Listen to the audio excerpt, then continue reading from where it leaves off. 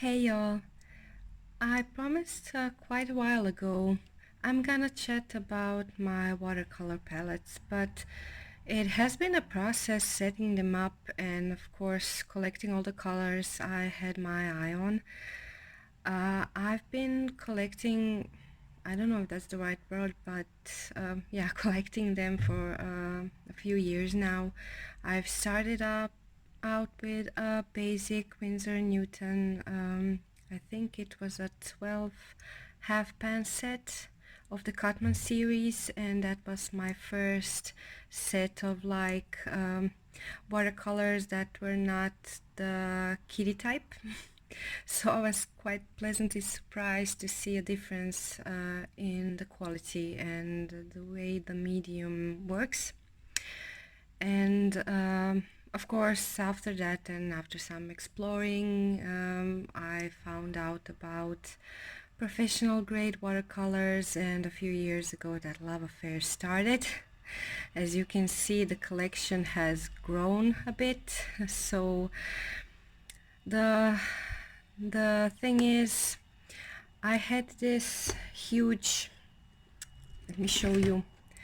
I had this huge tin, and I just, through the years, as I bought new colors, I just tossed them in here. It fits 48 half pans, and it was a bit overwhelming. I did paint from these, and it was hard at times. Oh, a little runaway. Because I don't know all the choices. So as you can see here, some of these are from the Cotman 12 half pan set, and some of these are some colors I'm not really using, and or I like the colors but I don't like the properties of the paint, and these have a home here for the time being. I'll see what I'll do with them, and this set has been proved not a good setup for me, not something that makes me, I don't know, jump for joy. It was too much, and it was all mixed up, all the brands mixed up, and somehow I like things separate. Sorry, I got interrupted. So yeah, not a perfect setup. Too many colors, too big, too clunky, and yeah, we'll see. My nieces love watercolors, and my son does too. He's quite small, he's 2.5, but he loves to fiddle around, so maybe this will come in handy to make a little setup for them for playtime or something like that. So that brings us to multiple palettes. I first had an idea to set up the watercolors something like by their properties, like granulating in a separate small palette, and then the non-granulating and maybe the quinacridones in a separate palette. But again, I mix them all up while I paint, and that didn't make sense. So here's the deal. This one is also quite packed. To be honest, too packed. I didn't want this row to happen. I wanted to limit it down to what it is, 24, 26 if you jam it in. But yeah, my brain can handle a little pan of paint being left behind, because I might just need it. And the truth is, all the colors in here I love, and I didn't want a single little soldier get left behind somewhere, and it was a compromise. This is again less than 48. I hope it is, and it's more than 24 that I was aiming for, but let's say this is something I can use for travel when I want to have them all by my side. It's pans are dry, and it closes up nicely, it's compact, and it's handy. So that's the little guy here.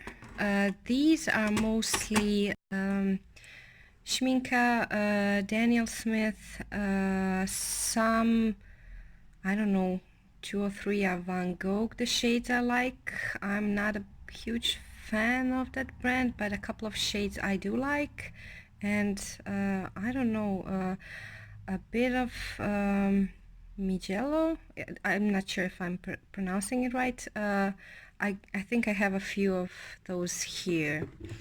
And then this year for my birthday, my mom got me this this palette. I have been wishing for one because of all the mixing space. Look at it. Of course I did clean these.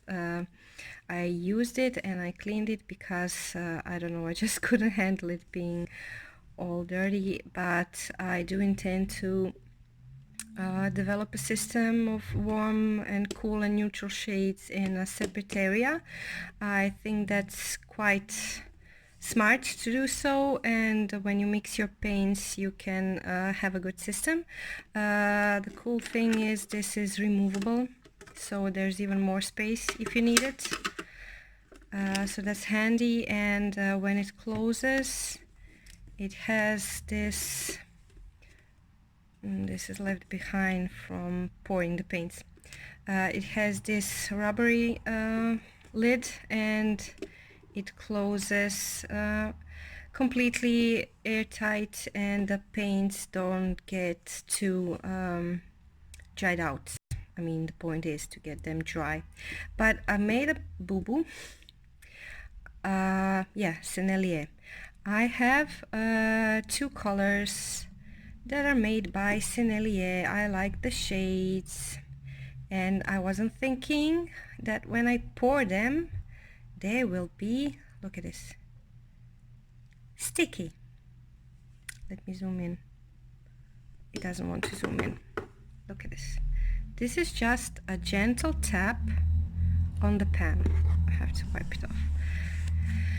So what happened was I poured this lemon yellow and this emerald green, and it's practically liquid, and if I hold this palette on my desk like this in a cart thingy I have over here usually, it runs, and it runs all over these paints. I could barely wash it off. It was a disaster. So maybe you can see there's still some, see, there's still some markings left, and I couldn't wash it off properly. So this is definitely not a travel palette for now, because I have this here and this situation here, and I can't have it somewhere in my bag jumping around and spilling everywhere, because all the colors will get contaminated. So it sits on my desk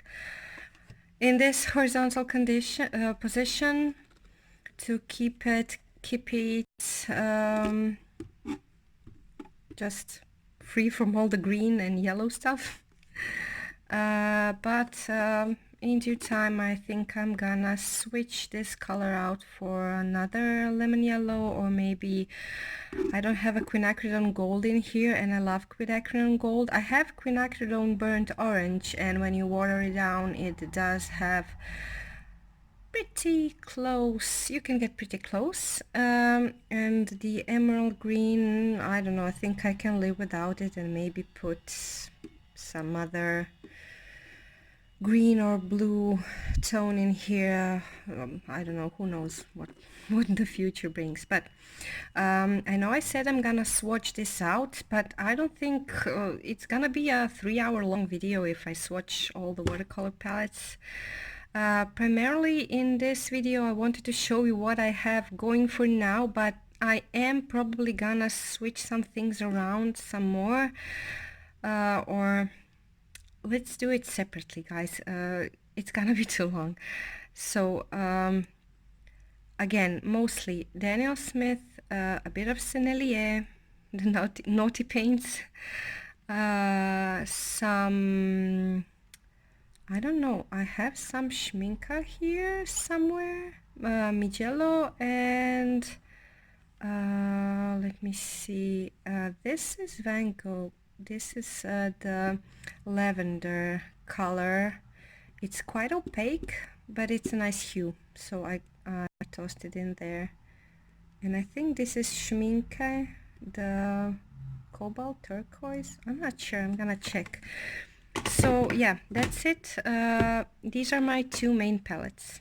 So this one is mainly composed to do floral things because it contains the most colors I use when I paint some flowers, and it has a large mixing area, and I had in mind I'm gonna be using bigger formats like this. This is my, I knocked something down. Oh, it's a hydrangea. Okay, go home. So this is my first pad. That's this is gorgeous paper, and I have been playing around a bit, but before I move on to paper, I had in mind to use this and this together, so larger formats, larger palette with bigger mixing areas, and this one mainly for my journals, for smaller sketchbooks, for Hobonichi painting and stuff, and of course for travel. Let me just check. So this is where I keep my tubes. Oh, here it is. Let me say, yeah, I got this. No, it's a Daniel Smith. I'm sorry. I have a Schminke half pan of the cobalt turquoise something, that pretty color.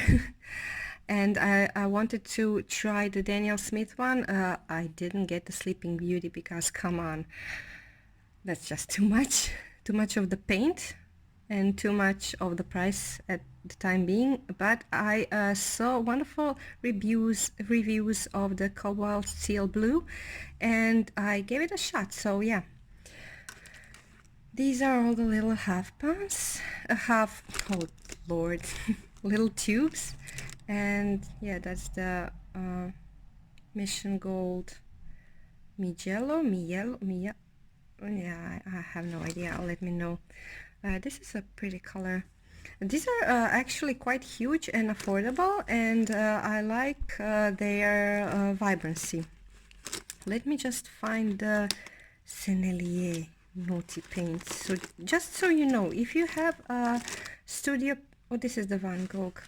This is not the lavender. Don't get this color, turquoise green. Don't get it. It's there's something, I don't know if it's just my tube, but it separates. There's this watery part and the pigmented part, and when you fill it in a half pan, it just dries in a weird way, and it's quite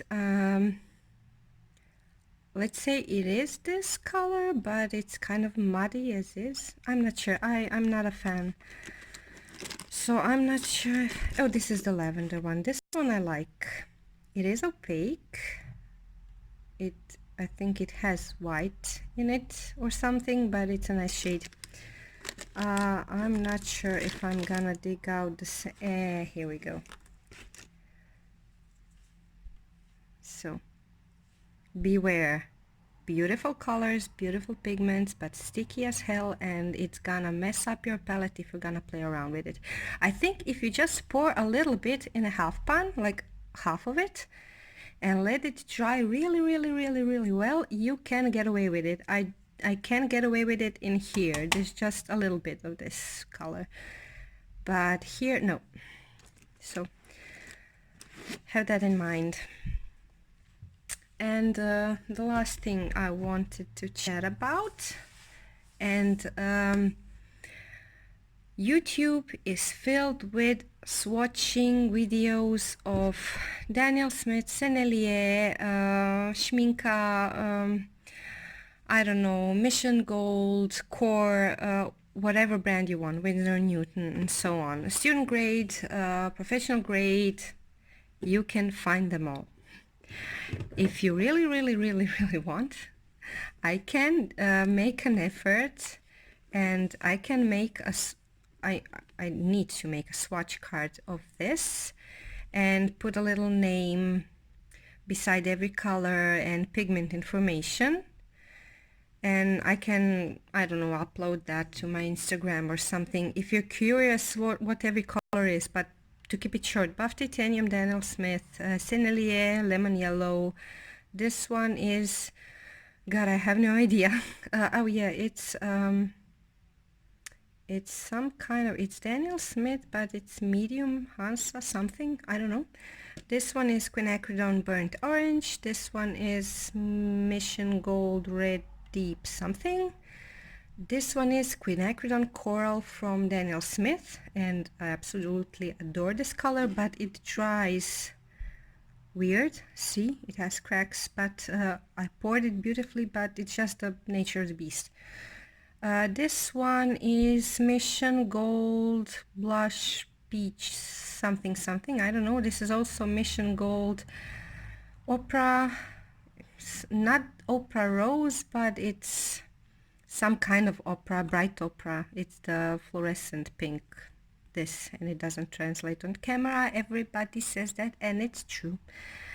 This one is quinacridone magenta. This is that semi-precious stone amethyst genuine from Daniel Smith. This one is the Van Gogh lavender. This one is ultramarine something from Mission Gold. It's the basic ultramarine.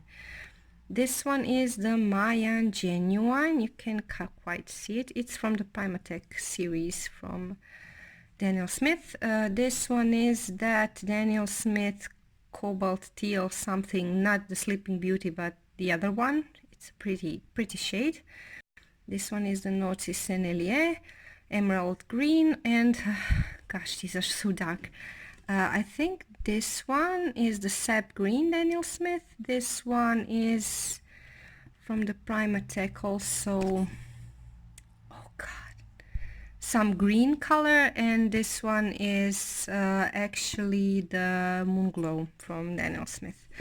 So yeah, these are the colors I use most when I want to paint a little flower or something. So that's that.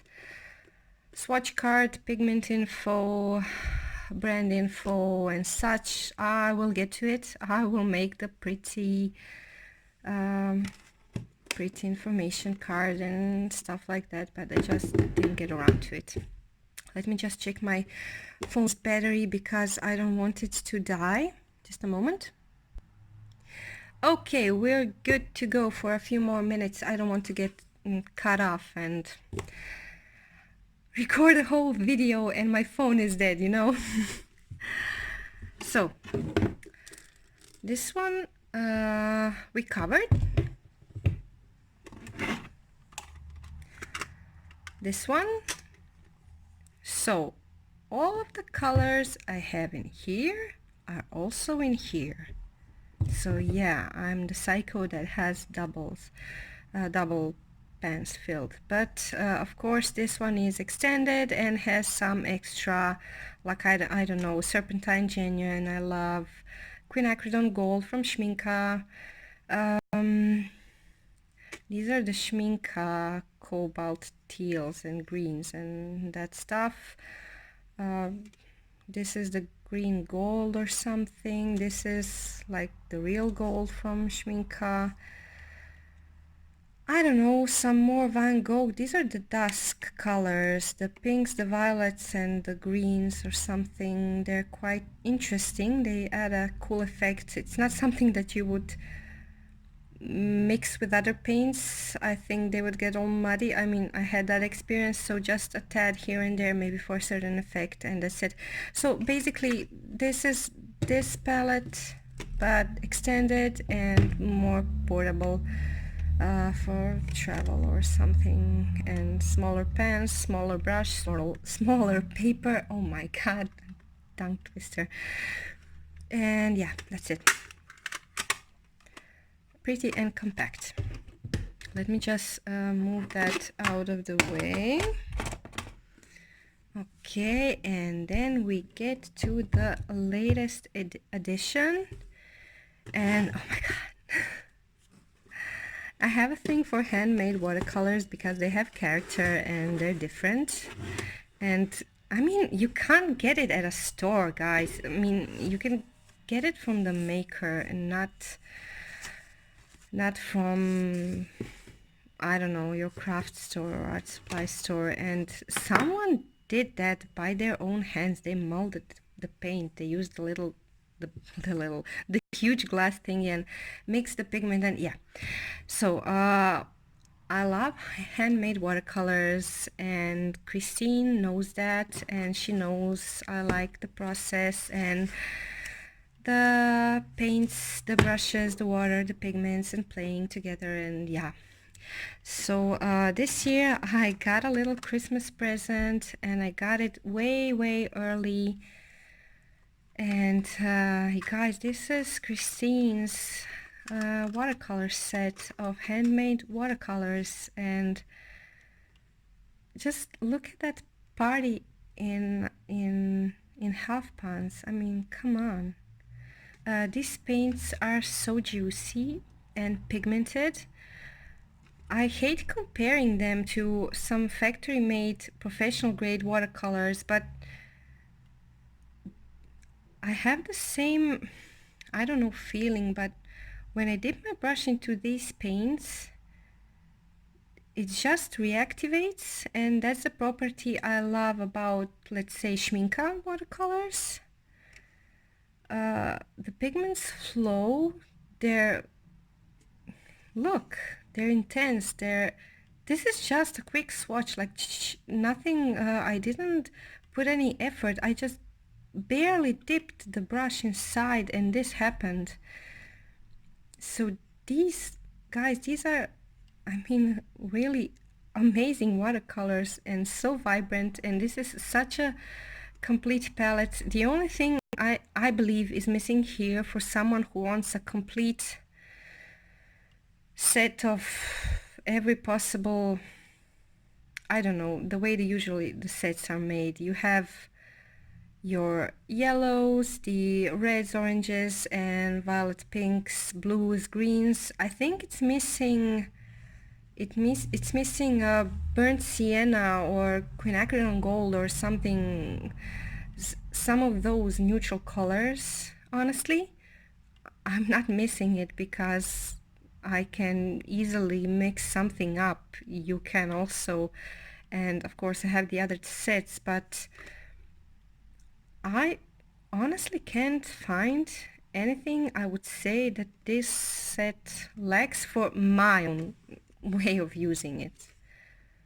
So yeah, I swatched them out so you can see, and I already played around a bit with some mixes and painted a bit of flowers. I don't know. I'm so over the moon because this is such a pleasure to work with and such a nice addition. To have a whole set of handmade watercolors is really something, and yeah, I wanted to share that with you.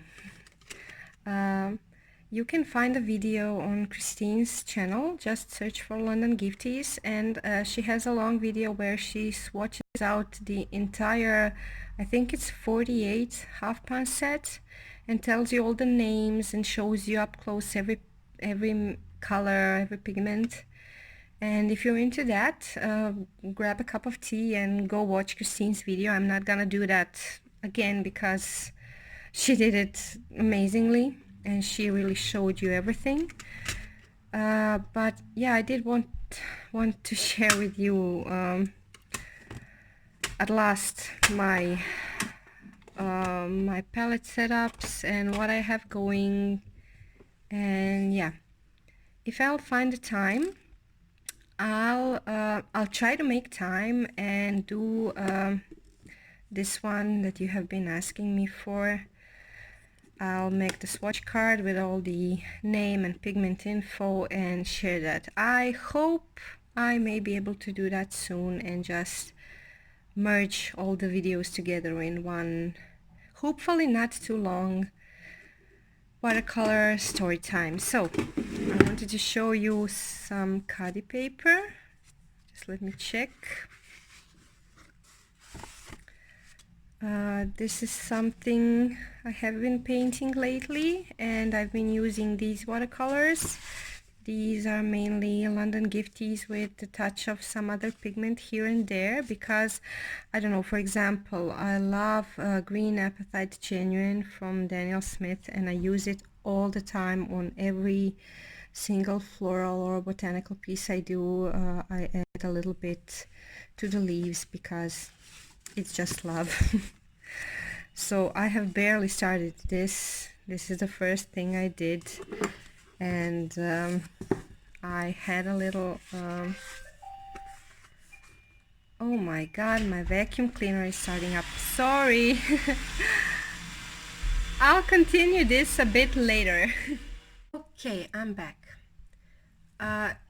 This is actually the day after. Yesterday my vacuum cleaner just started working on his schedule, and the noise was too much, and then the light disappeared, and here we are.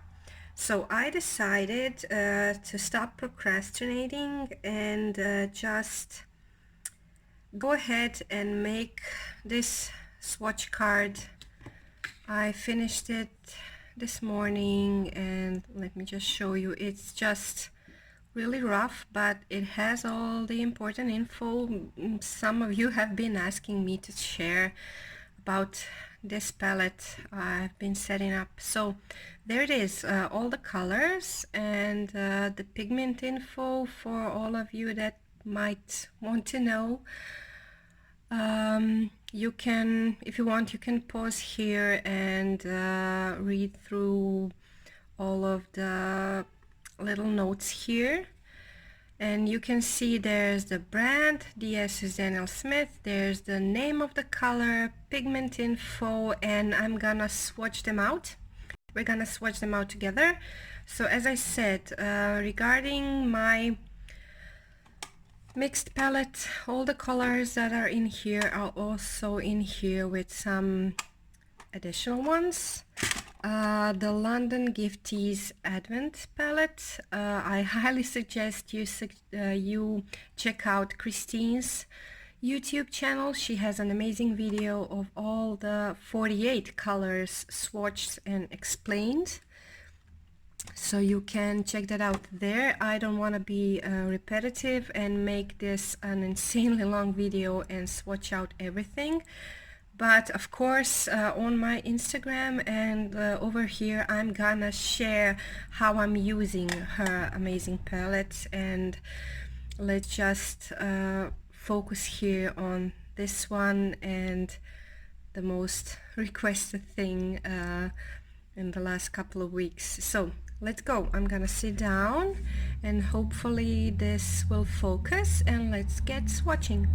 I hope you're gonna see well. I'm not able to set up my camera above my desk any other way than this, but when I swatch them out, I am gonna put this a little bit closer for you to be able to see, and for now I'm just gonna do it this way, and I hope the light is good. It's a pretty cloudy day, so let's get to it. I didn't pre-wet this palette because I have no idea where I put my little spray thingy. So let's start with Buff Titanium. I'm gonna put a little bit more pigment here and then drag it out. Just stand up and to see. Oh, okay. It's I hope I'm in frame. I've sketched this out with a permanent marker, so there shouldn't be any bleeding of the black ink. So you will be able to see also if a color is opaque, and as you can see with the lemon yellow, it is a bit opaque. Okay. So this is what I'm talking about. You'll be able to see better when it dries, but it is, oops, doesn't want to zoom in. Let me try. Okay, it is a bit opaque. We'll see when it dries. It's something that's, as I've heard, it's common for lemon yellow. It is a single pigment color, but still. This is Hansa Yellow Medium. I couldn't remember yesterday the full name. Let me just drag this out. Also, as I can see, a bit opaque. Okay, quinacridone burnt orange. I don't have quinacridone gold in this palette, but I love it so much, but I settled for burnt orange in this case, because if you water it down a lot, you can get similarish effect. I just wanted to challenge myself to try something different. This is Quinacridone Coral from Daniel Smith. It's a wonderful red, but it's also a pink. It's a red pigment, PR209, but again watered down. It's a beautiful pinkish hue. Okay. And for, I don't know, I considered it a true red.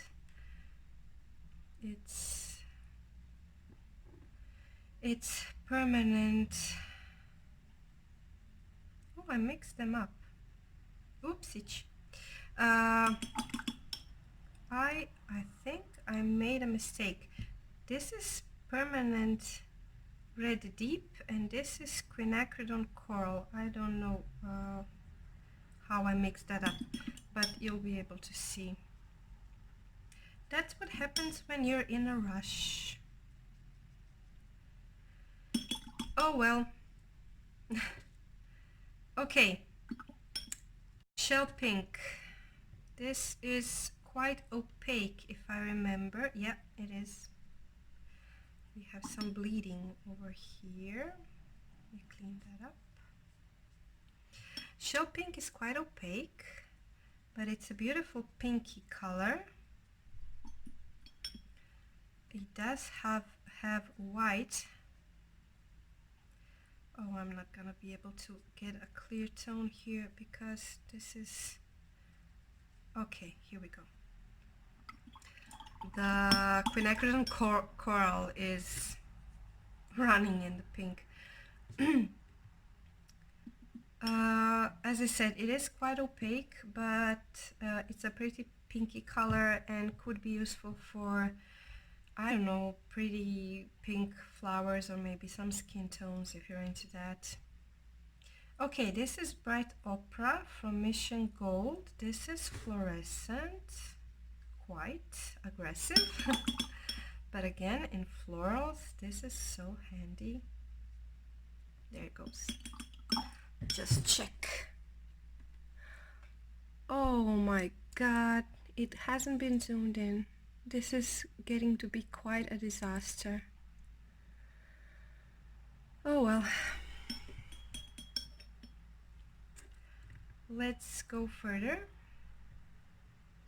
Quinacridone magenta. This is the only color I have from Core, and this is quite an interesting one because it flows insanely. It almost behaves like an ink, I would say. Really pigmented. It sits on paper differently. It's like an ink. I don't know. I have no better words to describe it. This is Daniel Smith Amethyst Genuine, and this will be quite hard to re-wet, as it often is the case with genuine semi-precious stone colors. But once you get it going, it's fine. Just re-wet your paints if you want to paint with them. That's my suggestion. Okay, this is, I'm just gonna move this here. This is, let me check. Okay, this is Van Gogh. It's lavender, and a lot of their paints are, you see, opaque. And this also has white inside, but it's a lovely hue.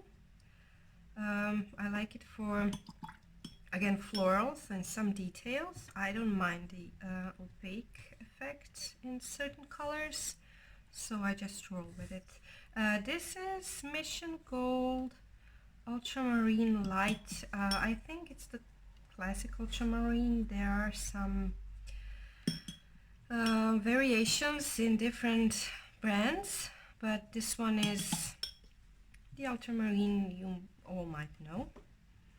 Again, a tough one to re-wet. This is Mayan Blue Genuine from Daniel Smith. It's again a genuine pigment made from stones or something, and it's I use it instead of an indigo, maybe.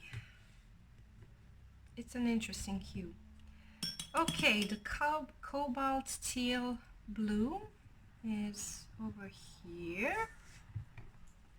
It's like a turquoise, teal turquoise color, and yeah, it's nice. It's a nice statement color. I use it sparingly, but it does make a nice, give a nice punch when used. It can be overwhelming, that's what I'm trying to say, if you use it a lot. Okay, emerald green from Sennelier, the sticky runny color. It's also a bit opaque, but such a gorgeous green, pastel almost.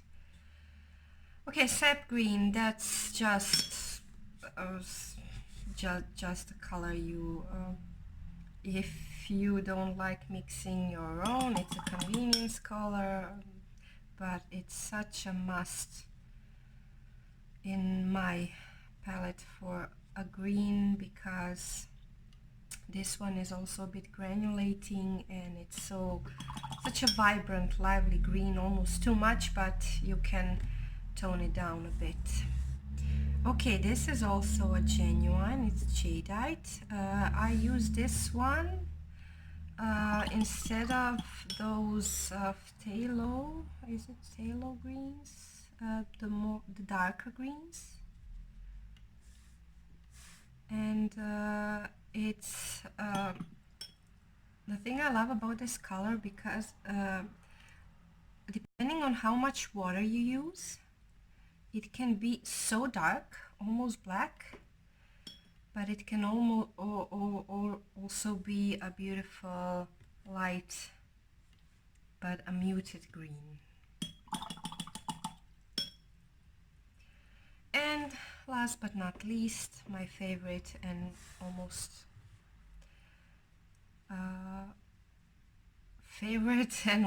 only neutral I ever use, and I don't use black, I don't use grays, the classical grays. I use Moonglow, and I just love it. It's granulating, it separates, it's neutral, and it just works every single time. Okay, that's it. I'm sorry a part of the video was out of focus. I just have a problem with my phone. If I don't tap the screen, it doesn't out of focus. It doesn't have the automatic settings for focus, and yeah, so when I bring it in, you see, everything is blurry, and then I tap the screen and there we go. So to make it up, here's a better look. So from the buff titanium, yellows, oranges. Okay, this is quinacridone coral, and this is permanent red deep. I just can't get it right today. It's just one of those days. But I don't want to miss this opportunity to share this setup with you, because I do hope the info will be valuable, even though I made a mistake. I'm not sure the camera is gonna catch this. The Amethyst Genuine has a slight shimmer because it is a semi-precious stone that's ground up in there, and it's a beautiful effect, but very subtle. Don't expect a lot of shimmer in there and a lot of special effects. Oh, it's still wet. Okay, here are the blues, the greens, and the moon glow, and I'm not sure if this translates how bright and vibrant these colors are. So yeah, that's it. That's the swatch card. I'm gonna stick this on the back of this palette to keep it handy. Gotta make a note to switch these two around, and thank you for watching. Thank you for stopping by. I hope this was informative and it answers your questions regarding my current setup. I hope I'll be able to catch some time again soon and swatch out the remaining colors that are in here, the extras, and I think that covers everything. Again, thanks for watching. Bye.